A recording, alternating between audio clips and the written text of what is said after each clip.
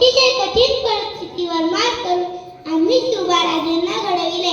अंगणातली तुळस, गोठ्यातली गाय आणि घरातली माय यांच्याकडे जर कोणी वाकड्या नजरेने पाहत असेल तर त्याची गय करू नये अशी शिकवण आम्ही शिवबांना दिली.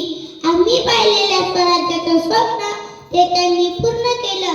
त्यांच्याविषयी जेव्हा बोललं जातं, एक होते राजे शिवाजी, भीती नव्हती जगाची, पर्वा नव्हती परिणामांची, साथ होती आई भवानी व जिजामातांची, मूर्त मिळवली स्वराज्याची. म्हणूनच म्हणतात जय भवानी जय शिवाजी.